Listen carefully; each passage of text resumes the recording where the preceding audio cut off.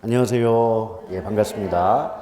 자, 이제 오늘도 저번 주에 했던 우리 수업 내용 다시 한번 되새김질 하는 시간을 갖도록 할게요. 자, 첫 번째 문제입니다. 부동산 시장이란 유사한 부동산에 대하여 유사한 가격이 형성되는 지리적인 구역이라고 정의할 수 있다. 옳은 표현이죠. 그래서 일단 요 지문 자체가 기출문제의 지문이었고 그 이후부터 부동산 시장의 의미는 이렇게만 등장합니다. 그래서 문장 하나만 정확히 기억하시더라도 정답을 고를 때는 되게 신속하게 정확한 답을 구할 수가 있겠죠. 그래서 옳은 지문이었고요. 자, 2번을 보시면 효율적 시장 나왔습니다. 그럼 새로운 정보가 지체 없이 시장 가치에 반영되는 시장을 의미한다. 맞지요? 그래서 이때 효율적 시장 관련해서 새로운 정보라는 말 나오는데 이 새로운 정보라고 하는 건 그 정보의 공개 시점에 따라서 과거, 현재, 미래 정보로 나눠볼 수가 있는 거고요. 또한 어떤 정보가 가치에 또는 가격에 반영이 되었다면 그 가치 또는 가격에 반영된 그 정보를 가지고는 초과 이윤을 얻을 수 있어요, 없어요? 없는 거죠. 근데 반면에 가치에 반영되지 않은 정보를 가지고는 초과 이윤을 얻을 수 있다는 차이점 정확히 좀 구분하시길 바라겠습니다. 자, 옳은 지문이었고, 자, 세 번째 문제죠.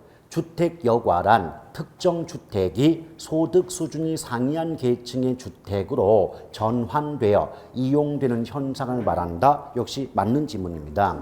네, 여러분 우리 지난주에 뭐 배웠죠? 주택 여과 관련해서 상향 여과라는 것과 하향 여과라는 것 들어본 적 있지 않습니까? 그런데 어차피 상향의 반대가 하향이다 보니까 내용은 정반대일 수밖에 없겠죠.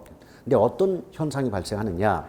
여러분 어떤 고급 주택 또는 고가 주택이 처음에는 굉장히 질적 수준이 높았을 거예요. 근데 이런 집들조차도 오랜 시간을 거치면서 수선 개량, 즉 집을 고치지 않고 내버려 두고 방치가 이루어진다면 그 주택의 질적인 수준이 계속 낮아질 수밖에 없고 집값이 떨어지면서 원래 그 집에 살던 분들보다는 소득이 낮은 계층의 주택으로 바뀌어지는 현상, 이걸 하향 여과라 한다라고 들어봤던 기억이 있지 않습니까? 맞죠? 그래서 어떤 집이 소득 수준이 다른 계층의 주택으로 바뀌어지는 현상이 바로 주택 여과 또는 주택 순환 이런 말을 쓰기도 합니다. 그래서 옳은 표현이에요. 자, 네 번째 문제입니다. 차액지대론 나왔죠. 그러면 차액지대론 누가 주장했다고 배우셨을까요?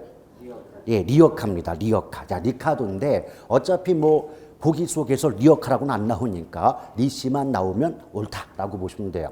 그럼 리카도가 주장한 차액지대설인데 항상 포인트가 뭐라고 했습니까? 어떻게 문제가 나와도 리카도의 이론을 답으로 하기 위해서는 문장 속에 비옥도의 차이가 있다. 뭐 수학 체감 현상이 발생한다. 그래서 비옥도라는 말이나 수학 체감이 나오는 순간 리어카 말고는 답일 수가 없는 겁니다. 아시겠죠? 그래서 이때 토지 비옥도의 차이가 발생하는데 비옥도가 높은 땅이 우등지고 비옥도가 낮은 땅이 열등지죠. 그럼 수확량이 다를 것이고 수확액의 차이가 발생하고 그 수확액의 차액이 고지대가 된다는 관점이기 때문에 차액지대설이다라고 볼 수가 있지 않겠습니까? 근데 여기 이제 따라서 이 4번 문장 자체는 맞는 지문인데 근데 항상 그 리카도가 주장한 차액지대설에서 개념이 뭐냐면 지대라고 하는 건 비옥도가 상대적으로 높은 땅에 발생하는 거예요.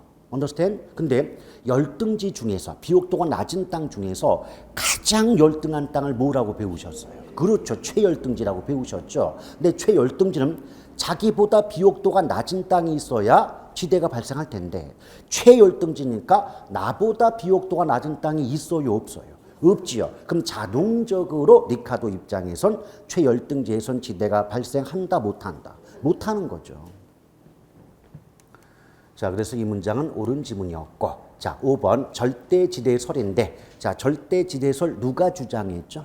예, 마르크스입니다. 그 마르크스는요, 토지 비옥도에 관계없다. 비옥도가 높은 땅이든 낮은 땅이든 관계없이 그 토지를 개인이 사적으로 소유하고 있다는 이유만으로 이미 지대는 발생한다고 주장한 이론이 바로 뭐죠? 절대지대의 설이다라고 봐요. 근데 여러분 현실적으로도요. 어떤 땅이 있어요. 굉장히 척박하고 비옥도가 낮은 땅이래요. 근데 아무리 비옥도가 낮은 땅이라도 그 땅의 소유자, 임자가 곰돌이래요. 그럼 그 땅을 이용하려면 당연히 땅 임자, 토지 소유자인 곰돌이의 허락을 받아야 될 것이고, 만약 그때 곰돌이가 그 내 땅이 비록 적박한 땅이지만 그 대가를 주지 않으면 나 그 땅 이용하지 못하게 하겠습니다 라고 한다면 대가를 줄 수밖에 없지 않느냐. 그래서 모든 토지에는 절대로 지대가 발생한다는 관점에서 무슨 지대설이다. 그럼 이렇게 보세요. 앞서 주장했던 리카르도는 최열등지에선 지대 발생할 수 없다고 했는데 마르크스 입장에서 본다면 최열등지에서도 지대가 발생한다는 입장이 드는 거 아니겠습니까? 이게 리카르도와 마르크스의 가장 근본적인 차이점이 나는 거예요. 그러므로 이 문장은 옳은 지문이었고요. 자, 6번 문제입니다. 허프는 적당한 거리에 저차 중심지가 있으면 인근의 고차 중심지를 지나칠 가능성이 높다고 주장하였다. 자, 여러분이 볼 때는 이거 맞아요, 틀려요? 틀려요. 어떤 부분이 틀립니까?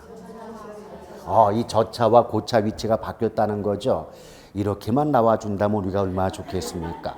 근데요, 실제 이런 부분이 별거 아닌 것 같지만 전부 기출문제 지문들이에요, 다. 예. 자, 그렇죠. 이 저차 중심지와 고차 중심지 위치가 바뀌어야 되겠죠. 그래서 제가 예전 수업한 대로 우리가 아는 말로 바꾸면 500m 거리에 홈플러스가 있다면 10m 거리에 동네 슈퍼를 지나쳐서 홈플러스로 물건을 구입하기 위해 이동할 확률이 높다는 의미가 되지 않습니까? 근데 이런 허프의 주장에는 무슨 이론이 바탕이 되어 있다? 자, 허프의 이런 주장에는 제가 여러분 다목적 구매 패턴 기억나십니까? 우리 소비자 입장에선 한번 매장에 물건을 구입하러 갔을 때 필요한 물건 여러 개를 한꺼번에 구입해 오는 경향이 있다고 말씀드렸죠. 이걸 예쁜 말로 다목적 구매 패턴 그래요. 오케이? 그러니까 여기 이 주장에 다목적 구매 패턴을 반영해 본다면 소비자 입장에서는 두부 한 모, 파 한 단 사려고 500m 거리에 홈플러스까지 가진 않겠지만 4인 가족 기준 일주일치 생활에 필요한 여러 가지 품목을 한꺼번에 구입해 오고자 할 때는 비록 10m보다 거리가 멀지라도 500m 거리에 있는 홈플러스로 이동할 확률, 가능성이 높지 않겠느냐라고 말한 게 누구죠? 허프예요. 그래서 이 6번 문장은 저차 중심지와 고차 중심지 위치가 바뀌었기 때문에 틀렸던 지문이다 라고 보시면 되겠죠. 자, 7번입니다. 레일리가 나왔군요. 그럼 두 상업도시, 이때 상업도시인데 이걸 이제 제가 왜 가로 열고 중심지라고 했냐면 출제자에 따라서 표현 그 단어가 약간 달라요. 그래서 상업도시라고 하는 것도 맞고 중심지라고 해도 맞기 때문에 아울러 함께 좀 기억해 달라 이런 차원에서 문장을 만들었어요. 그럼 두 상업도시 또는 중심지 사이에 위치한 소비자가 거주하는 지역에 미치는 영향력의 크기는 그 도시 인구에 비례하고 분기점으로부터의 거리의 제곱에 반비례한다. 맞아요? 틀려요?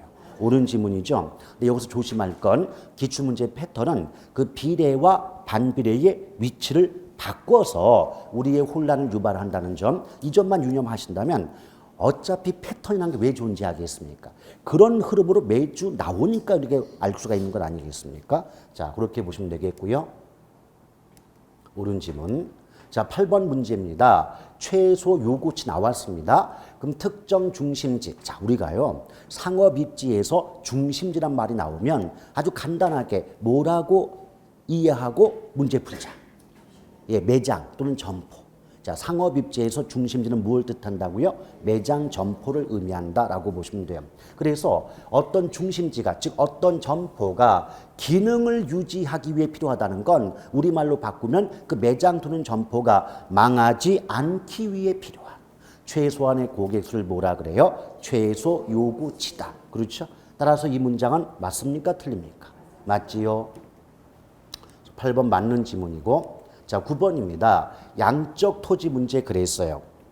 그래서 제가 지난주에 어차피 부동산 문제는 크게 토지 문제와 주택 문제로 구분이 되지 않느냐. 그런데 땅이 됐건 집이 됐건 양자가 붙는다면 양쪽으로 부족하다는 뜻이에요. 그래서 양적 토지 문제는 한마디로 토지 부족의 문제일 거고, 또 양적 주택 문제라고 해도 주택 부족의 문제가 되지 않느냐. 근데 왜 땅이 부족해질까요? 그렇죠. 여기 나와 있는 것처럼 여러분 부동산 특성 배우실 때 부동산의 특성 중 부증성 때문에 토지는 생산 공급이 되지 않으므로 인간이 원하는 것보다 부족할 수밖에 없지 않느냐. 그래서 토지 부족의 문제가 발생한다 그랬어요.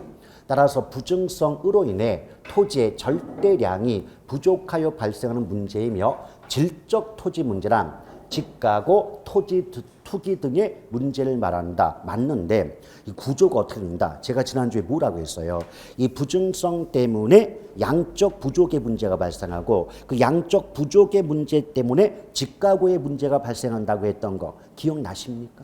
그래서 양적 문제든 질적 문제든 토지 문제 발생, 넓게 보면 부동산 문제 발생의 근원, 근본적인 원인, 이렇게 물어보면 정답은 부증성이 답이라 하지 않았습니까? 맞죠? 그래서 옳은 지문이에요.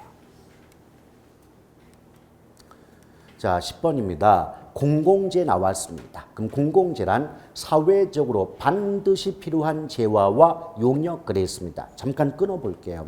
여기서 조심할 게 뭐냐면 공공재, 그래서 많은 분들이 착각하는 게 재로 끝나기 때문에 재화, 물건만 공공재라고 오해하는 경우 있는데, 이 속에는 재화, 물건뿐 아니라 인간의 활동인 용역까지도 포함이 된다는 거. 그래서 구체적으로 말씀드린다면 도로, 철도, 공항도 공공재이겠지만 국방, 치안, 행정 서비스 등도 공공재 범위에 포함이 된다. 이 점을 구분하시길 바라겠고요. 그러면서 그 공공재의 2대 특성이 소비의 비경합성과 비배제성이라는 두 가지 특성을 가지고 있거든요. 특히나 이 소비의 비배제성 때문에 무임승차의 문제를 초래할 수 있어요. 근데 지난주에 무엇을 배우셨냐면 소비의 비배제성이라 하는 것은 대가의 지불 없이도 사용할 수 있다는 특성을 뭐라 그래요? 비배제성, 그러지 않습니까? 그러면 소비자 입장에선 공공재를 사용해서 어떤 이익과 혜택은 얻고자 하면서도 그에 대한 대가는 지불하지 않으려 하기 때문에 무임승차의 문제가 발생하게 된다라고 말씀드렸던 거 기억나요, 안 나요? 나시죠? 그리고 이 문장 자체가 요번에 그 30회 기출문제도 고도 나왔어요.